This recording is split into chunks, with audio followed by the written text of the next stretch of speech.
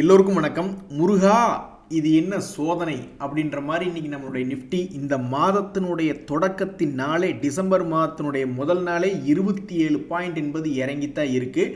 இருந்தாலும் ஒரே ஒரு சந்தோஷம் என்னன்னா, மொமெண்டம் என்பது இன்னும் போகல. நிஃப்டிக்கு இன்னும் மரியாதை என்பது கிடைச்சிக்கிட்டு தான் இருக்கு. ஏன்னா அது 26,000க்கு மேல இருக்கு. அதனால மகிழ்ச்சி என்பது தொடர்ந்துக்கிட்டு தான் இருக்கு. இன்னைக்கு நம்மளுடைய மார்க்கெட்டில் இன்னொரு முக்கியமான விஷயம் பார்த்தீங்கன்னா, ஃபயருமா அப்படின்னு இன்னைக்கு நம்முடைய ஃபைனான்ஸ் மினிஸ்டர் சீதாராமன் அவர்கள் மிக முக்கியமான நாட்டுக்கு தேவையான ஒரு விஷயத்தை கொண்டு வந்திருக்காங்க. அதாவது என்ன கொண்டு வந்திருக்காங்க அப்படின்னு பார்த்தீங்கன்னா, இந்த டுபாக்கோ மற்றும் டுபாக்கோ ப்ராடக்ட்ஸ் மேலே எக்ஸைஸ் டியூட்டி அப்படின்றத அமல்படுத்துகிறாங்க.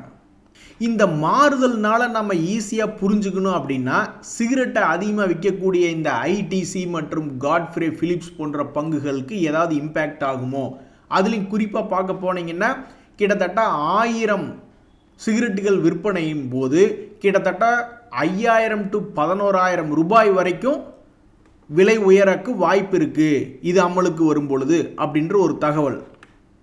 அப்போ சிகரெட்டினுடைய விலை ஏறும் பொழுது அதனுடைய விற்பனை ஒரு வேளை குறைஞ்சிருமா, ஏதோ ஒன்று. இவ்வளவு நாள் அந்த பங்குல எந்த விதமான பெருசாக வாலட்டிலிட்டி என்பது வரல. இந்த தகவலை வச்சுக்கிட்டு இந்த ஷேரினுடைய விலைகளில் பெருசாக ஏற்றமோ அல்லது பெருசாக இறக்குமோ, ஏதாவது ஒன்று பெரிய வாலட்டிலிட்டி வராதா அப்படின்ற மாதிரி பல பேர் பார்த்துக்கிட்டு இருக்காங்க. ஸோ அதுலேயும் குறிப்பாக இந்த காட்ஃப்ரே பிலிப்ஸ் அப்படின்ற பங்கு 2800 இருக்குது. அதனுடைய சமீபத்தினுடைய உச்சம் 3800. அதுவே இங்கிருந்து 1000 ரூபாய் மேலே இருக்குது. ஒருவேளை கீழே விழுந்து இந்த 2025 லோக்கு போகணும் அப்படின்னு இருந்தால் அதுவும் 1500 ரூபாய் கீழே தள்ளி இருக்குது. ஸோ ஏதோ ஒரு மிகப்பெரிய ஒரு சம்பவம் இந்த பங்குகளில் வருமா இந்த மாறுதலை ஒட்டி அப்படின்றது மார்க்கெட்டில் கவனிக்க வேண்டிய ஒரு விஷயமா இருக்குது. ஸோ இந்த டிசம்பர் மாதத்தில் எந்த செக்டர்களில் நியூஸ்கள் வருது அப்படின்ற ஒரு லிஸ்ட்டில் ஃபஸ்ட்டு செக்டராக இந்த ஐடிசி மற்றும் காட்ஃப்ரே பிலிப்ஸ் என்பது இந்த நியூஸ்னால் ஃபோக்கஸில் வந்திருக்கு. இந்த மாதத்தில் இந்த பங்குகளுடைய விடைகள் அடுத்தடுத்து எப்படி இருக்கும் அப்படின்றது பொறுத்திருந்து பார்க்கணும். இந்தியாவினுடைய ஜிஎஸ்டி கலெக்ஷன்ஸ் என்பது பெரிய அளவில் உயர்வடையாமல் ஓரளவுக்கு சுமாராக நியூஸ் வந்திருக்கு. அப்போ இது எப்படி பார்க்கப்படுகிறதுனா, யாராவது ஒருத்தர் தான் சாப்பிட முடியும். ஒரு பொருள் விற்கும் பொழுது அந்த பொருளுக்கு டிஸ்கவுண்ட் ஏதாவது கொடுத்தா கஸ்டமர் சந்தோஷமாக இருப்பார், கடை ஓனர் கொஞ்சம் சுமாராக இருப்பார். அதுவே லாபம் அதிகமாக வச்சு ஒரு கஸ்டமர் வாங்கிட்டு போயிட்டாருன்னா அவருக்கு கொஞ்சம் சீப்பான ஒரு ரேட்டு கிடைக்கல தான், பட் இருந்தாலும் அந்த கம்பெனிக்கு ஓரளவுக்கு நல்ல லாபமாக இருக்கும். ஸோ யாராவது ஒருத்தர் தான் ஜெயிக்க முடியும் அப்படின்ற மாதிரி இப்போ பொருளாதாரத்தில் அதிகமான பணம் புழக்கம் என்பது வரும், பொருளாதார வளர்ச்சி வரலாம் அப்படின்னு இருக்கக்கூடிய ஒரு நேரத்தில் கவர்மெண்ட்டுக்கு ஜிஎஸ்டி மூலியமாக வரக்கூடிய வரவு என்பது கொஞ்சம் சுணக்கமாக இருக்குது. கவர்மெண்ட்டுக்கு என்னமோ ஆகிட்டு போகுது. நம்ம கையில் காசு இருந்தால் தானேங்க நம்ம ஏதாவது செலவு பண்ண முடியும். ஒரு உதாரணத்துக்கு இன்கம் டேக்ஸ் 12 லட்சத்துக்கு உயர்த்தும் பொழுது நிறைய பேர்த்துக்கு மாதம் ஒரு 40-50,000 ரூபா ஒரு வருஷத்துக்கு பணம் மிச்சமாகுது. அதே மாதிரி பல்வேறு இன்சூரன்ஸ் முதல் கொண்டு பல்வேறு ப்ராடக்ட்கள், கார் முதல் கொண்டு எத்தனையோ ஜிஎஸ்டி வகையில் ஏதாவது பணம் மிச்சமாகும் பொழுது அதில் ஒரு 50,000 1 லட்சம் பணம் மிச்சமாகுது. ஸோ ஒரு வருஷத்துக்கு ஒரு 1 லட்ச ரூபா ஒரு குடும்பத்துக்கு மிச்சமாகுதுனாவே மகிழ்ச்சி தான். கவர்மெண்ட் அப்புறம் ஏதாவது ஒரு வழியை தேடிக்க வேண்டியதுதான். கடவுளே நல்ல வேலையாக பார்த்து ஒரு நியூஸ் ஒன்று அனுப்பிச்ச கடவுளே நன்றி அப்படின்ற மாதிரி பல ட்ரேடர்கள் இந்த பஜாஜ் ஹவுசிங் ஃபைனான்ஸ் போன்ற பங்குகளில் மாட்டியிருக்கக்கூடியவங்க இப்போ மகிழ்ச்சியாக இருப்பாங்க. ஏன் அப்படின்னு பார்த்தீங்கன்னா, யாராலுமே தாங்கி பிடிக்க முடியாது இப்படி தொடர் இறக்கம். ஏதோ ஒரு டைமில் 100 ரூபா மறுபடியும் 130 ரூபாயெல்லாம் போயிருக்கான், நான் இல்லைன்னு சொல்லலை. பட் அதுக்கப்புறமும் தொடர்ந்து இறங்குமுகமாகவே இருந்த பஜாஜ் ஹவுசிங் ஃபைனான்ஸில் ஒரு தகவல் என்பது வந்திருக்கு. இது ஃபாஸ்ட்டாக அவனை இன்னும் 40-50 ரூபா இறக்கி விட்டாலும் சரி, அல்லது ஃபாஸ்ட்டாக இந்த வருஷத்தினுடைய ஹை 140 வரைக்கும் போயிருக்கான், அந்த 140க்கு திருப்பி கொண்டு போனாலும் சரி, என்ன பண்ணினாலும் எங்களுக்கு சந்தோஷமே அப்படின்னு ட்ரேடர்கள் ஒரு மாதிரி சந்தோஷமாக இருக்காங்க. அப்படி என்ன செய்தி வந்திருக்கு பஜாஜ் ஹவுசிங் ஃபைனான்ஸில்? நீங்கள் இந்த பஜாஜ் ஹவுசிங் ஃபைனான்ஸினுடைய ப்ரொமோட்டர் ஹோல்டிங் பர்சன்டேஜ்லாம் எடுத்து பார்த்தீங்கன்னா, பஜாஜ் ஃபைனான்ஸ் அவங்களுடைய ப்ரொமோட்டர் 88% ஹோல்டு பண்ணிக்கிட்டு இருக்காங்க. அதாவது செபியினுடைய ரூல்ஸ் எல்லாம் இருக்குது. ப்ரொமோட்டர்கள் 75% தான் ஹோல்டு பண்ணணும். அந்த மாதிரி ஒரு ஸ்லாப் என்பது கொடுத்துருக்காங்க, எவ்வளவு ப்ரொமோட்டர்கள் ஹோல்டு பண்ணணும் அப்படின்ட்டு.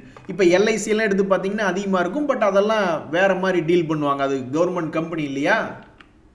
இப்படி இருக்கும் பொழுது அந்த ரூல்ஸ் அண்ட் ரெகுலேஷன்ஸை ஃபாலோ பண்ணணும் அப்படின்றதுக்காக பஜாஜ் ஃபைனான்ஸ் என்ன சொல்கிறாங்க, சரி நாங்கள் கொஞ்சம் ஷேர்களை நாங்கள் வித்துடுறோம் அப்படின்ற மாதிரி ஒரு தகவலை வெளியிட்டிருக்காங்க. ஸோ இந்த மினிமம் பப்ளிக் ஷேர் ஹோல்டிங் அப்படின்றத மெயின்டைன் பண்ணும் அப்படின்றதுக்காக இப்போதைக்கு ஒரு 2% விற்கிறோம் அப்படின்ற மாதிரி சொல்கிறாங்க. இதுக்கு அவங்க எடுத்துக்கொள்ளக்கூடிய காலம்னு பார்த்தீங்கன்னா 2 டிசம்பர் 2025 பிப்ரவரி வரைக்குமே இதை கம்ப்ளீட் பண்ணுறதுக்கு பார்க்குறாங்க. ஸோ இந்த பஜாஜ் ஹவுசிங் ஃபைனான்ஸில் இல்லாத ஒரு செல்லிங் ப்ரெஷர் என்பது வருது.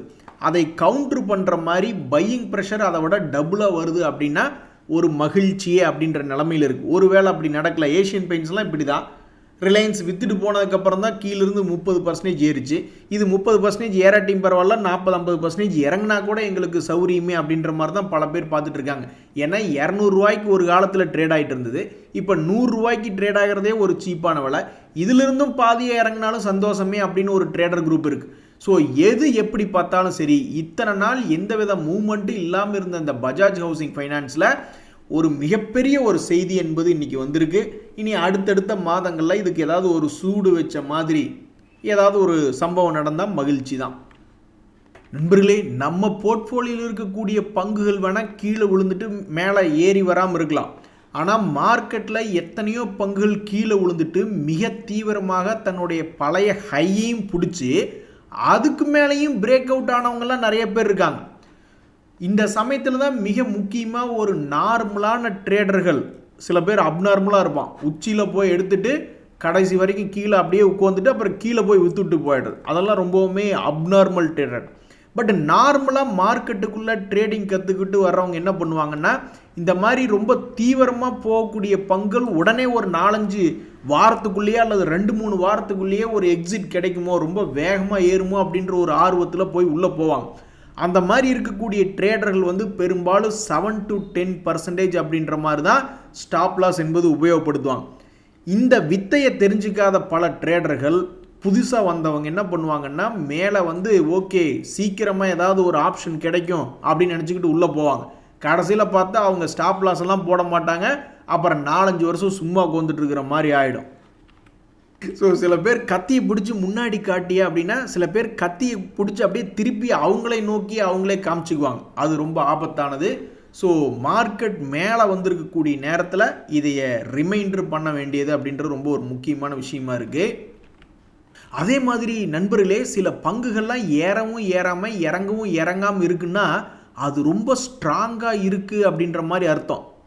அதுக்கு மார்க்கெட் சப்போர்ட் பண்ணல, மற்றபடி அந்த பங்கினுடைய விலை ரொம்ப ஸ்திரத்தன்மையோடு இருக்குது, கீழே இன்னும் விழுகலை அப்படின்னா மார்க்கெட் அதுக்கு இப்போ சப்போர்ட் பண்ணலையே ஒழிஞ்சு, என்னைக்காவது ஒரு நாள் அது மார்க்கெட் சப்போர்ட் பண்ணால் ஆனந்தமே அப்படின்ற மாதிரி சில கேசஸ் இருக்குது. ஸோ இதில் நீங்கள் எந்த கேட்டகரியில் வர்றீங்க அப்படின்றத யோசிச்சு பாருங்கள். சமீப காலமாக இந்த கேஏ இண்டஸ்ட்ரீஸ் அப்படின்ற பங்கில் பெருசாக மூவ்மெண்ட் இல்லை, ஒரே கட்டத்துக்குள்ளே தான் சுற்றிக்கிட்டு ஒரு மாதிரி ஒரே இடத்துல எந்த பக்கம் டைரக்ஷன் எடுக்கிறது அப்படின்றது தெரியல. மார்க்கெட் இந்த சமயத்தில் இதுக்கு சப்போர்ட் என்பது இல்லை. இப்போ கூட பல ட்ரேடர்கள் வந்து இந்த பங்கு ஏதாவது ரிவர்சல் போட்டுருமோ, சமீபத்தில் கீழே வந்தால் பார்க்குறதுக்கு திரும்புகிற மாதிரி இருக்கும், ஒருவேளை ரிவர்சல் போட்டுருமோ அப்படின்ற மாதிரிலாம் நினச்சிக்கிட்டு இருந்தாங்க. ஆனால் ஏமாந்து போயிட்டாங்க. கிட்டத்தட்ட 15 நாள் ஆகியும் இந்த பங்கெல்லாம் இன்னும் ரிவர்சல் போட்டு இன்னும் மேல் நோக்கி ஏறவே இல்லை, கீழேயும் போகல மேலேயும் போகல. இப்படி இருக்கக்கூடிய இந்த நேரத்தில் இந்த கேஏ இண்டஸ்ட்ரீஸில் ஒரு மிக முக்கியமான ஒரு தகவல் ஒன்று வருது. அதாவது அவங்க வந்து ரொம்ப சந்தோஷமாக நாங்கள் தெரிவிச்சுக்கிறது என்னென்னா, ட்ரையல் ப்ரொடக்ஷன் என்பது எங்களுடைய ஒரு பிளான்ட்டில் நாங்கள் ஆரம்பிச்சிட்டோம், ரொம்ப மகிழ்ச்சி அப்படின்ற மாதிரி சொல்லியிருக்காங்க. என்றைக்குமே மார்க்கெட்டிங் டீம் தான் நண்பர்களை கெத்து. நீங்கள் யாராவது மார்க்கெட்டிங்கில் இருக்கீங்க அப்படின்னா நீங்கள் தான் பெரும்பாலும் கெத்து ஒரு கம்பெனிலேயும். ஏன்னா ப்ரொடக்ஷன் பண்ணுறது என்பது எப்படி வேணாலும் பண்ணிடலாம் ஓரளவுக்கு ஒன்றா, அல்லது நம்ம எங்கேயாவது ஒரு ட்ரேடராக இருந்து வேறு எங்கேயாவது இருந்து கூட காசு கொடுத்து ஒரு ப்ராடக்டை வாங்கிடலாம். பட் நாம் அது ஒரு ப்ராடக்டை கொண்டு போய் மார்க்கெட்டில் செல் பண்ணுறோம் அப்படின்னு பார்த்தீங்களா, அந்த செல்லிங் தான் உண்மையிலேயே பயங்கரமான ஒரு திறமை தேவைப்படுது. ஸோ ரெண்டுமே சந்தோஷமான விஷயந்தான். இவங்க வந்து இந்த மாதிரி கமர்ஷியல் ப்ரொடக்ஷன் ஆரம்பிச்சிருக்கோம் அப்படின்னு சொல்கிறதும் ஒரு சந்தோஷம்தான். அதே மாதிரி போன குவார்ட்டரில் சேல்ஸ் நாங்கள் இன்க்ரீஸ் பண்ணியிருக்கோம் அப்படின்னு சொல்கிறதும் ஒரு சந்தோஷம்தான். ரெண்டுமே ஒருங்கிணைந்து வந்தால் ரொம்ப மகிழ்ச்சியே. நண்பர்களே, இன்னொரு மகிழ்ச்சியான சம்பவம், கோபால் ஸ்நாக்ஸ் அப்படின்ற பங்கு சமீபத்தில் இது செய்த சாதனை என்ன 2025 அப்படின்னு பார்த்தீங்கன்னா, 250 ரூபாயிலிருந்து 400 ரூபா வரைக்கும்லாம் ஏறி தன்னுடைய திறமையை காமிச்ச ஒரு பங்கு தான் தற்போது 52 டேஸ் மூவிங் ஆவரேஜ் கீழே ட்ரேட் ஆகிட்டு இருக்கு. இந்த சமயத்தில் ஒரு 6 மந்த் லோ பக்கத்தில் ட்ரேட் ஆகி கொண்டிருக்கக்கூடிய இந்த நேரத்தில் அதுக்கு ஒரு தகவல் என்ன வருது அப்படின்னு பார்த்தீங்கன்னா, நாங்களும் சந்தோஷமாக நாங்கள் என்ன சொல்கிறோம் அப்படின்னா, எங்களுடைய ப்ரொடக்ஷன் ஃபெசிலிட்டி ஒன்று ஸ்டார்ட் பண்ணிட்டோம். அதில் வந்து இந்த கத்தியா அண்ட் நம்கின் அப்படின்ற ப்ராடக்ட்ஸை ப்ரொடியூஸ் பண்ண போகிறோம் அப்படின்ற மாதிரி ஒரு தகவல் வெளியிட்டிருக்காங்க. ஏங்க எனக்கு என்ன தெரியுங்களா ஆசை, இந்த மாதிரி ஸ்நாக்ஸ் கடைகளை வந்து நம்ம கடைகளில் போய் வாங்கும் பொழுது அதில் சுத்தமாக பாம் ஆயிலே இல்லாமல் இந்த ஏர் ஃப்ரையர்லாம் இருக்குது இல்லையா, இப்போ டோட்டலாக ஒரு ஆயிலே யூஸ் பண்ணாமல் ஃப்ரை பண்ணி விற்கக்கூடிய ப்ராடக்ட்டுகளையெல்லாம் பாக்கெட்டில் அடைச்சி விற்றா எவ்வளோ ஒரு இன்னோவேட்டிவாக இருக்கும். இன்ஸ்டாகிராமை ஓப்பன் பண்ணாவே சாப்பிட்ற ஆசையே விட்டு போயிடுது. பெரிய பெரிய லீடிங் பிராண்டுகள் எடுத்து போடுறாங்க. ஒரு நாளைக்கு தேவையான உப்பு இந்த நூடுல்ஸில் இருக்குது, அதை சாப்பிட்டிங்கனாவே கும்பாதான் அப்படின்ற மாதிரி சொல்கிறாங்க. ஏற்கனவே நம்மளுக்கு உடம்புக்குள்ளே பல்வேறு பிரச்சனைகள் இருக்குது, கொழுப்பு இருக்குது, அது இருக்குது, இது இருக்குது அப்படின்னு. அப்போ இதெல்லாம் பார்க்கும்போது நம்மளுக்கு சாப்பிட்ற ஆசையை விட்டு போயிடுது. அப்போ நம்மளை மாதிரி ஒரு சில பேஷண்ட்டுகளுக்கு, எங்களை மாதிரி இருக்கக்கூடிய சில பேஷண்ட்டுகளுக்கு இந்த மாதிரி நாங்கள் ஆயிலே யூஸ் பண்ணல, டோட்டலாக நாங்கள் ஏர் ட்ரையர் யூஸ் பண்ணி தான் நாங்கள் எல்லாம் பண்ணோம் அப்படின்ற மாதிரி பாக்கெட்டில் அடைச்சி விற்றா எவ்வளோ மகிழ்ச்சியாக இருக்கும். ஸோ ஸ்டாக் மார்க்கெட்டில் எதிர்காலத்தில் இப்படி ஹெல்த்தி ஆப்ஷன்ஸாக விடக்கூடிய பல்வேறு கம்பெனிகளுக்கு ஆப்பர்ச்சுனிட்டி ஏதோ ஒன்று கண்டுபிடிச்சி ஒரு பிரேக் த்ரூ பண்ணிட்டாங்கன்னு வச்சிங்களேன், கண்டிப்பாக இது போன்ற பங்குகளுக்கு ஒரு ஆப்பர்ச்சுனிட்டி என்பது வருமா அப்படின்றதான் ட்ரேடர்களுடைய எதிர்பார்ப்பு.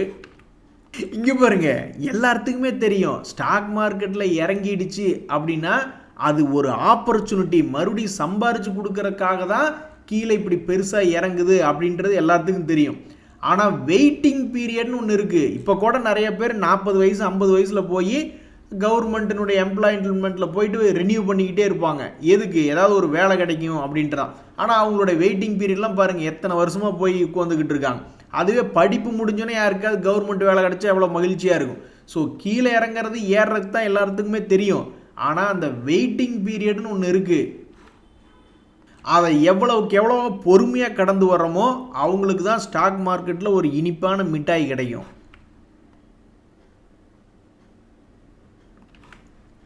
எத்தனையோ பேர்த்துக்கு நான் இன்பமான பாட்டு போட்டுக்கிட்டு இருக்கேன், ஆனால் எனக்கு ஒரு சோகமான பாட்டை போட்டு விட்ருவாங்க போல இருக்கே அப்படின்ற நிலமையில தான் இந்த சரிகமா அப்படின்ற பங்கு ரொம்பவும் சோகமாக கீழ்நோக்கி இறங்கி ட்ரேட் ஆகிட்டுருக்கு. இந்த வருஷத்தில் ஒரு முறை 700 ரூபாயெல்லாம் போனவன் தான், பட் இப்போ 395 ரூபாயில் ட்ரேட் ஆகிட்டுருக்கு.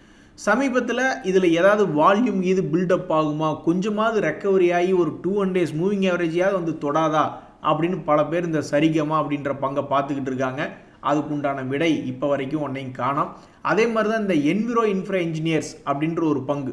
என்னப்பா நீ மொத்தமாக காலைகளுக்கு விடுமுறை விட்டு போய்விட்டாயே அப்படின்ற மாதிரி இதுவும் தொடர்ந்து ஒரு இறங்கு முகமாகவே சமீபத்தில் 300 ரூபாயிலிருந்து ஒரு ஷேருக்கு 100 ரூபா இறங்கிட்டானுங்க. மொத்தமாக காலைகளுக்கு லீவ் விட்டுட்டு கதவை பூட்டிட்டு போயிட்டான். மறுபடியும் கும்பாக்குட்டி கரடிகள் பக்கமே போய் கீழே விழுந்துடுச்சு இந்த என்விரோ இன்ஃப்ரா அப்படின்ற பங்கு. ஸோ இந்த பங்கு இனி அடுத்து வரக்கூடிய நாட்களில் கொஞ்சமாவது ஏதாவது இம்ப்ரூவ்மெண்ட் ஆகுமா, ஏதாவது அதிகமான வால்யூம் இந்த ஏரியாவில் நடக்குமா அப்படின்னு டெய்லியும் பல பேர் பார்த்துக்கிட்டு இருக்காங்க. இந்த என்விரோ இன்ஃப்ரா இன்ஜினியர்ஸ் அப்படின்ற பங்கினுடைய சமீபத்தினுடைய தகவல்கள் என்ன சொல்லுதுன்னா, அவங்க இதுக்கு முன்னாடியெல்லாம் 10 கோடி 20 கோடி லாபம் பண்ணிக்கிட்டு இருந்தவங்க தான். இப்போ சமீபத்தில் அதைய இன்க்ரீஸ் பண்ணி கடந்த 3 குவார்ட்டர்களாக ஓரளவுக்கு பெட்டரான ஒரு பர்ஃபார்மன்ஸ் அவங்க காமிச்சிக்கிட்டு இருந்தாலும் ஸ்டாக் மார்க்கெட்டில் அதுக்கு இன்னும் ஒரு சந்தோஷமான நாள் வரல. மொத்தமாக அது கரடி கும்பலோட போய் தான் உட்காந்துருக்கு.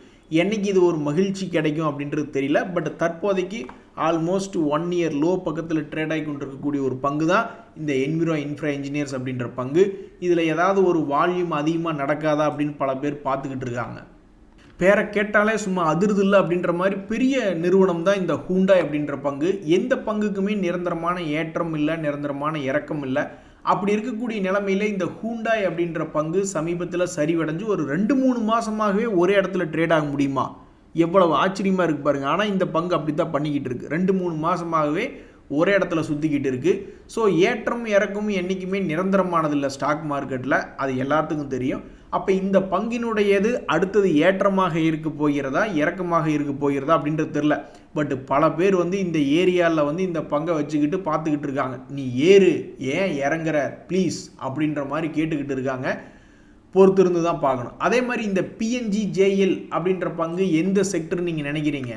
S, correct. நீங்கள் நினச்சது கரெக்ட். அது வந்து ஜுவல்லர் ரிலேட்டடான ஒரு செக்டர் ரிலேட்டடான ஒரு பங்கு. இவங்க சமீபத்தில் பண்ணியிருக்கக்கூடிய லாபம் என்பது 69 கோடியோட 10 கோடி இன்க்ரீஸ் பண்ணி 79 கோடின்னு தான் ரிசல்ட் விட்டுருக்காங்க. ஆனால் இந்த ரிசல்ட் சீசனில் இதுக்கு கிடைச்சது ஒன்றுமே கிடையாது. பழைய சோத்தை குடிச்சிட்டு கம்முன்னு படுடா அப்படின்னு வீட்டு மக்கள் நம்மளை மிரட்டுறது மாதிரி இது கொடுத்துருக்கிற ரிசல்ட்டுக்கு ஒன்றுமே இல்லை. இதே தங்கமயிலினுடைய ரிசல்ட் பார்த்தீங்கன்னா அவங்களும் அதே மாதிரி 10 கோடி தான் இன்க்ரீஸ் பண்ணாங்க. 46 கோடியிலிருந்து 59 கோடியாக தான் இன்க்ரீஸ் பண்ணாங்க.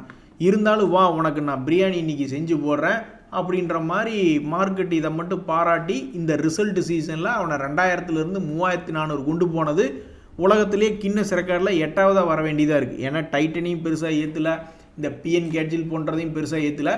தங்கமயிலுக்கு மட்டும் வா அப்படின்னு அதுக்கு பிரியாணி சோறை போட்டு ரூம்குள்ளே கூட்டிகிட்டு போயிட்டாங்க. ஆனால் இந்த பிஎன் கேட்ஜில் அப்படின்ற பங்கு இந்த ரிசல்ட் சீசனில் பெருசாக இல்லை.